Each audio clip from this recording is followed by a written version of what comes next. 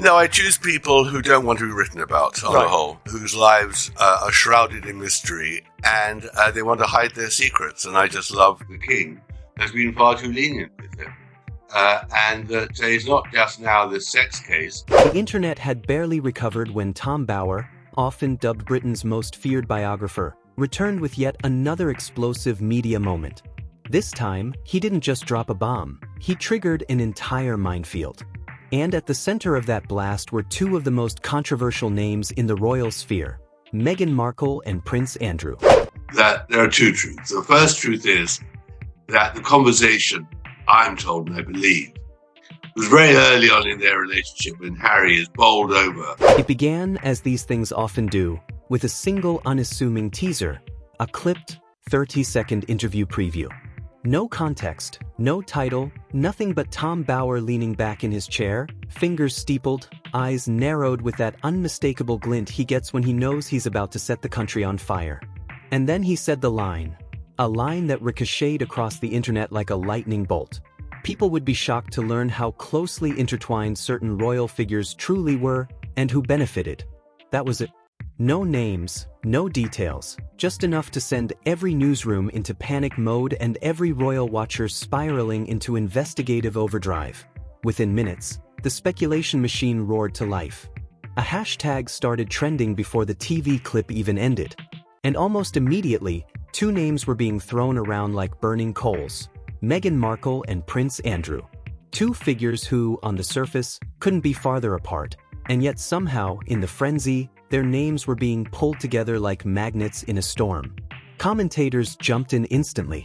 Well, yes, it is a bad look, one analyst noted, especially for Prince Andrew, because he has always denied having any sort of sexual contact with Epstein's girls. The question hung in the air. What exactly did Bower mean?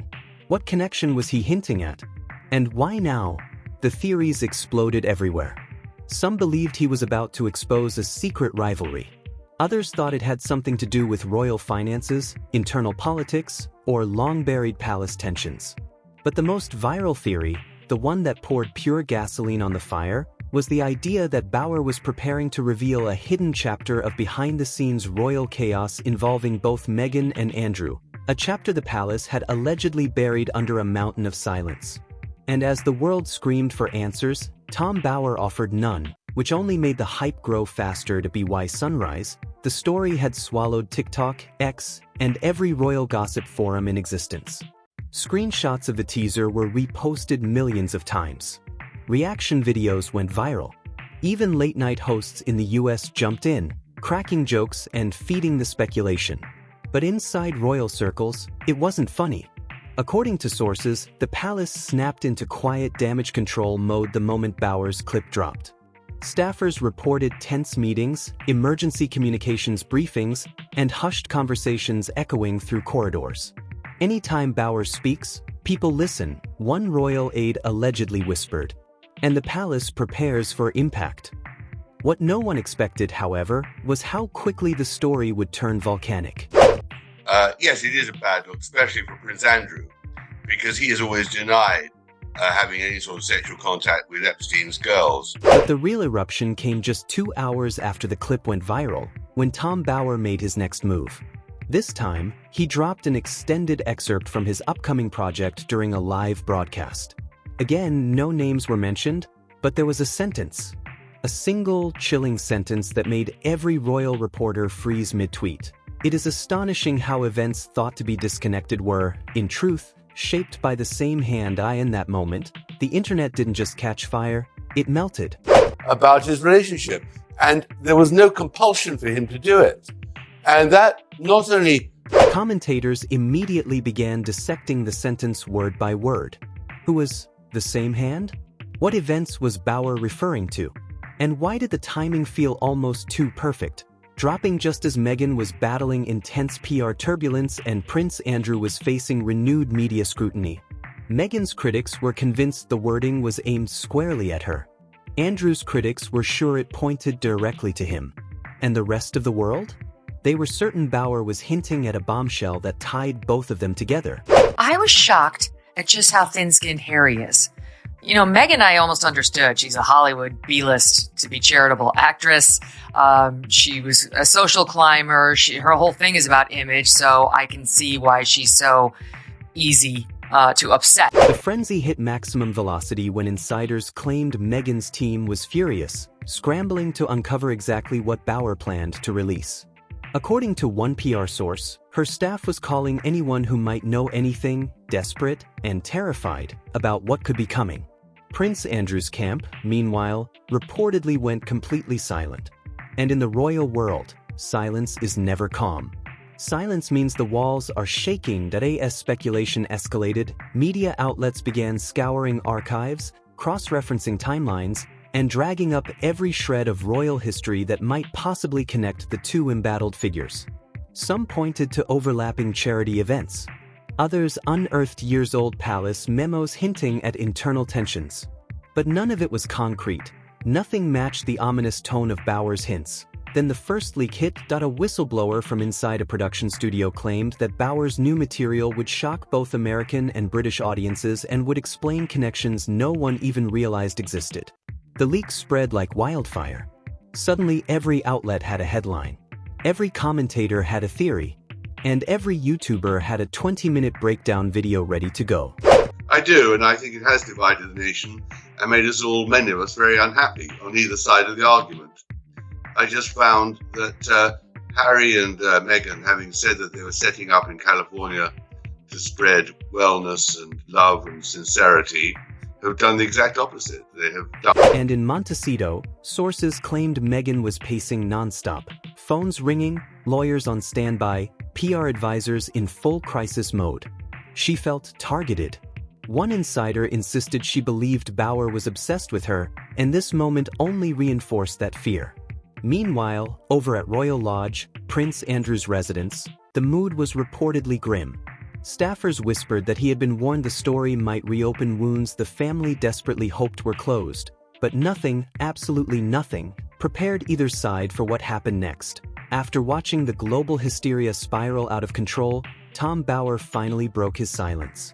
A new interview snippet dropped online, and this time he didn't speak in hints or riddles. He stared straight into the camera, leaned forward, and delivered the line that sent shockwaves through the entire royal sphere.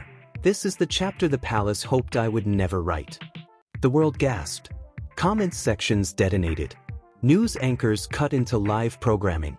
In that instant, the question was no longer if Meghan and Prince Andrew were about to face a storm. It was how massive the storm would be, how long it would last, and which of them would take the hardest hit.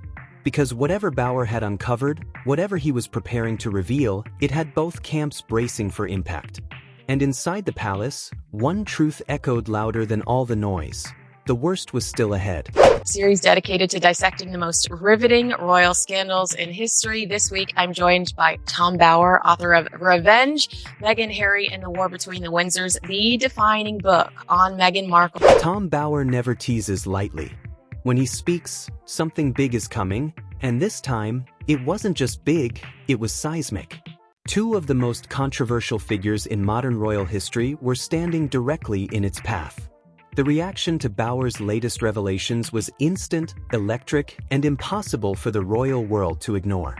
Within minutes of his interview hitting the airwaves, the internet erupted. Commentators refreshed their feeds in disbelief as clips ricocheted across social platforms faster than anyone inside Windsor or Montecito could prepare for.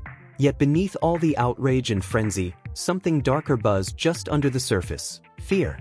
Not because Bauer had exposed anything criminal, he hadn't, but because he had touched a nerve the monarchy had spent years trying to keep steady. His claims weren't outright accusations. They were interpretations, reframings, and sharp historical context delivered with the precision of a man who has built a career dismantling the mythologies of the powerful. And this time, two of the most polarizing figures in the royal orbit had landed squarely in his narrative crosshairs. Sources close to Buckingham Palace insist the institution was not blindsided. They knew Bauer's book was coming. They knew his press tour would be pointed. What they didn't anticipate was how quickly the public would seize onto the most dramatic lines. What was meant to be commentary on public behavior, media manipulation, and the strange gravitational pull of scandal mutated within hours into breathless online theories, think pieces, and an avalanche of debate videos. To be a stereotype. I think that would now not occur. I think there were various things about her sexual life which I dropped out on the grounds of privacy law. Meanwhile, inside Montecito, there was a tense silence, followed swiftly by chaos. Insiders whispered that Meghan was stunned, pacing, fuming, demanding to know how Bauer had obtained certain anecdotes she believed had been tightly controlled or buried beneath layers of legal protection. Harry, by contrast, was reportedly devastated, caught between anger and exhaustion as yet another wave of scrutiny crested toward their home. He knew this couldn't be stopped, one insider shared. But that didn't make it hurt any less. Across the Atlantic, the reaction in Andrew's corner of the royal sphere was no calmer. Although Bauer's commentary focused on reputation, optics, and the lingering fallout of past decisions, rather than any new wrongdoing, it was enough to reignite discussions the institution had been painstakingly trying to move past. Staffers acted fast, locking down palace communication channels. The usual no-comment posture was deployed within minutes. Still, the damage was done. Royal experts immediately began dissecting Bauer's claims with relentless precision. Livestream panels lit up YouTube. Longtime commentators, who rarely agreed on anything, suddenly found themselves speaking the same language. Tom Bauer had hit a pressure point. Whether people liked Meghan, disliked Andrew, or felt exhausted by royal drama altogether, it didn't matter. Bauer had opened a new chapter of debate. A chapter fueled by the uncomfortable intersections of celebrity, monarchy, fame addiction, generational trauma, and public expectation. The world simply could not look away as the frenzy reached fever pitch. Something subtler began to unfold behind palace walls. A sequence of moves, quiet, strategic, deliberate. Sources familiar with royal operations described it as the tightening of ropes before a storm. Meetings were held. Communications teams reviewed scripts. Senior advisors examined every detail. The timing, the context, the optics. Always the optics. Book and in the Oprah Winfrey interviews and by Harry in the Apple interviews can forgive him. I mean, he'd have to eat so much humble pie. Of their experience. I understand. Well, because I sift it through. I don't put in stuff which isn't true and can't be checked. And also, I had some admiration for Meghan. She succeeded quite well in her life and her ambitions. While Bauer's revelations were technically nothing more than interpretation and commentary, the public reaction had taken on a life of its own. Royal institutions, perhaps more than any others in the world, understand that perception often matters more than fact. Inside the media sphere, speculation turned into a wildfire. Some argued Meghan would launch a fiery counter-narrative. Others predicted she would remain silent, letting her allies defend her. Meanwhile, observers wondered whether Andrew would retreat deeper into quiet obscurity or quietly encourage palace intermediaries to control the blowback. Bauer himself, however, appeared entirely unfazed. In a follow-up appearance, he doubled down, not with new claims, but with the same icy composure he had always been known for. "My work speaks for itself," he said calmly. "If certain people don't like the reflection they see, that's not my problem." The line was replayed thousands of times on TikTok within the hour. Then, something unexpected happened. A source inside Montecito claimed that Meghan had begun drafting a personal response, not an official statement, not a legal threat, but a carefully curated message aimed at reclaiming the narrative. She wanted to frame Bauer's commentary as obsession, bias, and a decades-long pattern of targeting women who challenge traditional power. "She wants to flip it," the insider said, "turn the scrutiny back on him." Whether that strategy would succeed was another question entirely. While her team debated messaging, something far more uncontrollable began bubbling online. Resurfaced clips, old footage, forgotten interviews, and half-remembered conversations all tied into the themes Bauer had raised. Suddenly, everything Meghan and Andrew had ever said in public was being re-evaluated through a new lens. Video editors stitched together montages. Podcasters produced hour-long dissections. Royal Watch accounts racked up millions of views, connecting dots that had never really been dots to begin with. Interpretation became theory. Theory became narrative. Narrative became viral truth. Even more striking was the palace's response: disciplined detachment. Not a word, not a whisper, not a hint of endorsement or denial. The oldest strategy in the royal playbook: don't add oxygen to a fire. Yet, given the scale of the inferno, its effectiveness seemed increasingly uncertain. Behind the scenes, tension escalated between the Sussex camp and the palace. One advisor allegedly described the atmosphere as radioactive. Another claimed the monarchy was done being caught in crossfire. They didn't start this fire. Whether these whispers were true or merely the product of an overheated press cycle, the effect was the same. Speculation spiraled. Through it all, Bauer remained unbothered, even smug. One editor who spoke to him the day after the broadcast described him calmly sipping tea, refusing to modify a single word he had said. "He knows this storm," the editor said. "He's lived through dozens." What people forget is that he writes for the public record, not for royal approval. The institution has no power over him. Perhaps that was what frightened Meghan and Andrew most. Unlike the tabloids, the palace, or social media discourse, Bauer's work lived on bookshelves, in libraries, in documentary archives, in the cultural bloodstream. And now that his commentary had caught fire, it was clear the story was only beginning.